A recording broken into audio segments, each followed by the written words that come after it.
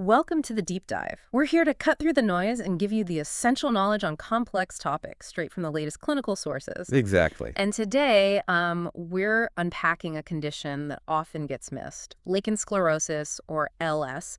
It's chronic, frequently misdiagnosed, but has some really serious long-term implications. That's absolutely right. The general feeling is that LS just isn't picked up often enough or not quickly enough. So what's our focus today? We're going to really dive into the recent clinical guidelines, specifically the NHG standard. That's the Dutch College of General Practitioners standard, focusing on anogenital LS. Okay.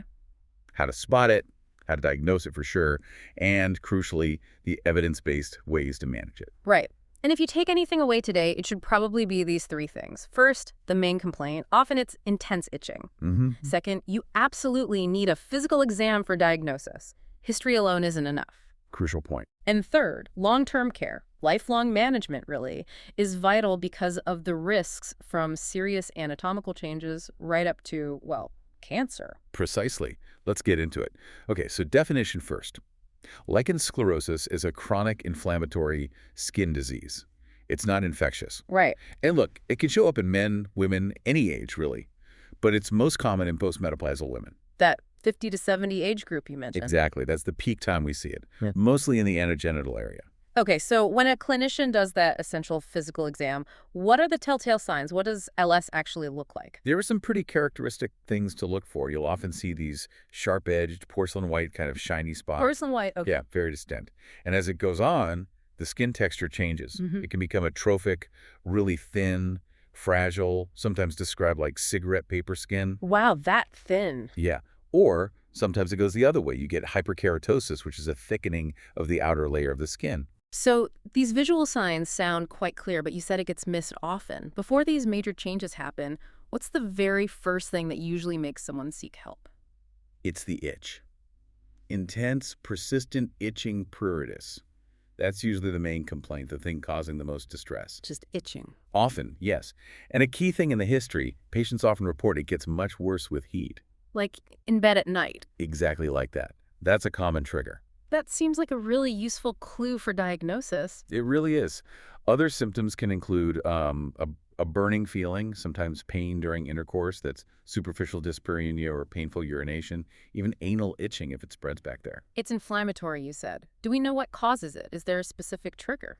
The exact cause, still unknown, but we see strong associations. Like what?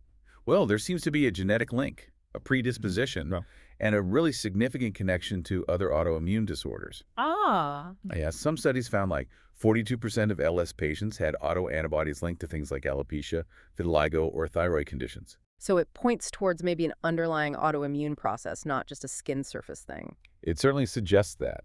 And local factors matter too. For instance, men who aren't circumcised, they have a higher risk. Interesting. Now, back to this misdiagnosis issue. You mentioned vulvar itching often gets brushed off. Why is that, especially if the signs are, as you say, quite characteristic? Well, vulvar itching, particularly in women, it just gets so commonly blamed on thrush, right? Yeah. Recurrent candida infections. Right, seems like the go-to diagnosis. It is. And a clinician might just prescribe treatment based on symptoms without doing an exam. But here's the kicker. In postmenopausal women, where LS is most common, actual candida infections, they're pretty rare. Ah, so the likelihood is much lower in that group. Exactly. So the guideline is really clear. Relying only on the history, you'll miss those early white patches, the patient suffers longer, and the disease progresses untreated, maybe for years. That physical exam is absolutely non-negotiable. You use the word progression and also mention severe anatomical damage. If LS isn't caught or treated, what happens? Where does it lead? Yeah, this is where it gets really serious. LS is chronic. Right. So you have flare-ups, then periods where it's quieter. Okay. But fundamentally, it's progressive. Yeah. And sometimes you even see it described in the literature as mutilating. It causes severe, permanent changes to the anatomy. That's a really strong word, mutilating, for a skin condition. It really highlights the need for early treatment. What kind of changes are we talking about? Well, in women, the inflammation can actually cause the labia minora, the inner lips, to shrink, flatten, or even disappear over time. Resorption is the term. Wow. The clitoral hood, or foreskin, can fuse over the clitoris, hiding it. And the vaginal opening can narrow significantly, that stenosis, which obviously leads to problems like painful sex. And for men? For men, LS can cause the foreskin to become too tight to retract, that's phimosis, or it can narrow the opening of the urethra, the meatus, making urination difficult. So pain, difficulty with basic functions, permanent physical changes. But the biggest worry is the cancer risk, right? The squamous cell carcinoma, PCC. That's the most serious potential outcome, absolutely. It's why ongoing vigilance is key. Anogenital LS carries a specific increased risk of turning malignant. How big is that risk, really? You hear small but significant a lot. Compared to other chronic inflammatory conditions we monitor closely, it's substantial. Estimates suggest maybe 5 to 10% of women with long-term vulvar LS will eventually develop PCC. 5 to 10%, that's definitely significant. It is, and the risk exists for men with penile LS too. This absolutely demands regular long-term follow-up. What actually triggers that change to cancer? Is it how long someone's had LS or how bad the physical damage is? That's interesting, actually. The sources suggest older age is a risk factor for developing PCC. But the risk doesn't seem to directly track with, say, how many years you've had symptoms, or even how much the anatomy has changed. So the inflammation itself is the driver. It seems the chronic inflammation is the key factor, yeah, regardless of how severe the physical changes look. Okay, given this cancer risk, does everyone suspected of having LS need a biopsy to confirm? No, not automatically. Mm, Often, the diagnosis in primary care can be made just based on the patient's story, the history, and what you see on examination. right. But a biopsy becomes mandatory in two situations. First, if the diagnosis just isn't clear-cut visually. Okay. Or second, and this is critical, if there are any alarm symptoms suggesting a malignancy might already be developing. What are those specific alarm bells clinicians need to look for? Things like ulcers that just won't heal, persistent pain that's maybe only on one side, any unusual lumps or swelling, asymmetrical lesions, or enlarged lymph nodes in the groin area. And if those are seen? Immediate referral to a specialist, usually within 2 weeks. And just a note on biopsies. For children and men, the advice is generally not to do them in primary care because of higher risks like bleeding. They should be referred directly to specialists for that. Got it. Good to know. All right, so diagnosis is confirmed visually or maybe via biopsy. What's the plan? What's the first-line evidence-based treatment? The absolute gold standard is strong topical corticosteroids. We're talking potent stuff here, class 3 or class 4 steroids. Like clobetasol or mometasone? Exactly those. 0.05% clobetasol propionate or 0.1% mometasone furoate are common examples. They are proven to be very effective at reducing the symptoms, the burning, the pain, and especially that awful itching. Okay, highly effective for symptoms. But, patients often get really nervous about using strong steroid creams long-term. They hear steroid and think skin thinning. Yeah. How do you address that fear? That's a really important conversation, maybe the most important one. We have to frame it differently. It's not just about feeling better now. Right. The evidence strongly suggests that using these potent steroids correctly and consistently is actually protective. It helps stop further anatomical damage. Okay, prevention. Yes. Yes. And potentially it offers protection against developing that squamous cell carcinoma we talked about. So treating the LS is a form of cancer prevention in this case. That's a key way to think about it. The potential harm from untreated LS, the scarring, the functional loss, the cancer risk, it really outweighs the risks of localized side effects from the steroid, especially when it's used properly under guidance. That definitely reframes the risk-benefit discussion. So how is it used long-term? What's the typical protocol look like? It usually starts with an intensive phase. Apply the strong steroid thinly, just to the affected areas, once a day for a full month. 1 month, once daily. Correct. Most people see significant symptom improvement quite quickly. And after that initial month? Then you move to tapering and maintenance. If the symptoms are well controlled, the clinician guides the patient to gradually reduce the frequency over the next month or two, aiming for intermittent use. What does intermittent use mean in practice? For many, especially as symptoms tend to recur, it means lifelong maintenance therapy. This might be applying the strong steroid just 1 to 4 times a week, Okay. often advised on consecutive days, like maybe Saturday and Sunday or whatever works. It's guided by symptoms, keeping things under control with the minimum effective dose. And the key is applying it only where needed. Absolutely critical. Yeah. Thinly and only to the affected skin to minimize side effects. Though, honestly, sometimes it's hard to tell if any thinning is from the steroid or the disease itself. Okay. That sounds like a serious commitment. Are the steroids the only part of the treatment, or is there something else needed alongside them? Yes, there's an essential partner treatment Yeah. in different preparations. Simple moisturizers, Like basically. Vaseline or other basic creams. Exactly.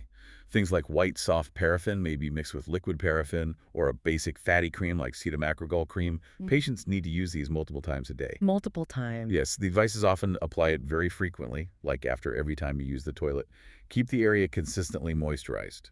If the steroid is doing the heavy lifting, why is this simple cream considered essential and indispensable, as the guideline says, even if there isn't strong proof for the cream by itself? It links back to how the disease behaves. The strong clinical consensus is that dry skin is a major trigger for itching, Ah, okay. and itching leads to scratching. Even minor scratching or irritation can actually cause new LS lesions to appear on previously healthy skin nearby. That's called the Koebner phenomenon. Right, I've heard of that. So the indifferent creams keep the skin barrier protected, supple, less prone to drying and cracking, which helps break that itch-scratch cycle. It supports the steroid treatment and protects the fragile skin. It's really crucial. Makes sense. Beyond the creams, what other practical advice helps? Simple things, really. Avoiding soaps, especially harsh alkaline ones as they dry the skin out. Opting for soap substitutes. And clothing. Avoiding tight synthetic underwear that can trap moisture and irritate. Loose cotton is better. And importantly, addressing sexual issues if pain during intercourse is a problem. Advice on good quality lubricants. Maybe exploring non-coital intimacy or referral to a specialist like a gynecologist or a sexologist if needed. It's about maintaining quality of life. Let's touch on a couple of specific groups. First, children. You mentioned earlier, maybe 5 to 15% of LS cases are in kids. Yes, that's right. And diagnosing it in children is definitely trickier. So what's the recommendation? The guideline is firm. Any suspected case of LS in a child needs immediate referral to a specialist, usually a pediatric dermatologist or gynecologist. Do the symptoms look different in children compared to adults? The skin changes can be similar, but there's one associated symptom that often pops up in kids: constipation. Really? Constipation? Yes, quite strongly associated. Right. Studies report it in anywhere from 12% up to nearly 80% of children with LS.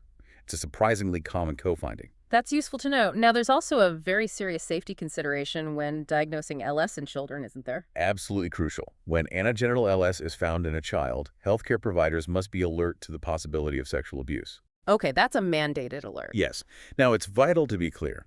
The literature shows an association, not necessarily direct causation. Finding LS does not automatically mean abuse has occurred, Right. but it requires heightened vigilance, a careful assessment following specific protocols to ensure the child's safety and well-being. It's a mandatory consideration. Understood. Yeah. Okay, finally, let's loop back to that long-term cancer risk for everyone with LS. Given that 5–10% PCC risk, how often do patients need follow-up, even if their symptoms are controlled? Lifelong surveillance is the rule. It doesn't stop.